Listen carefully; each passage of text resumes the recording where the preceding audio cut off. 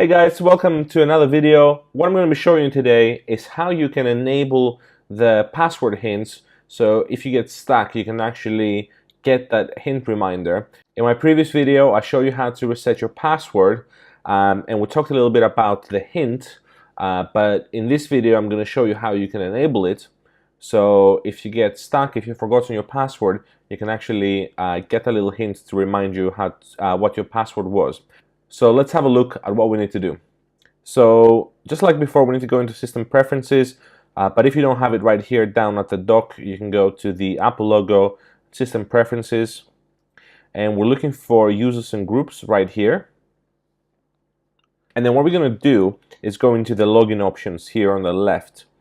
So at the moment, everything seems grayed out, and what we need to do is unlock this little padlock down here. So if I click here, and then I'm going to type in my password, and it unlocks.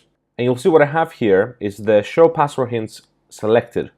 So by default, this would have been off, but we want it to be selected so we can actually see that password hint when we get stuck. And this is what it's going to look like on the login screen. So you can go in and type your password, and if you've typed the password incorrectly 3 times, it's going to come up on its own. But if you want to get that hint straight away, you can just click on the little question mark right here, and it will show you the hint. You can actually help you remember your password and get in. So that's it, guys. Very simple video, very quick, how to enable that password hint, how you can actually show that password hint.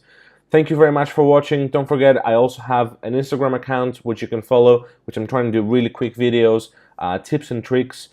Please leave some comments below on what you'd like to see next. I'm doing these videos for you, so anything you'd like to see, anything you're stuck on, or you'd like to know more about, leave me a comment, and I'll try to make a video for you, or at the very least, answer the question in the comments.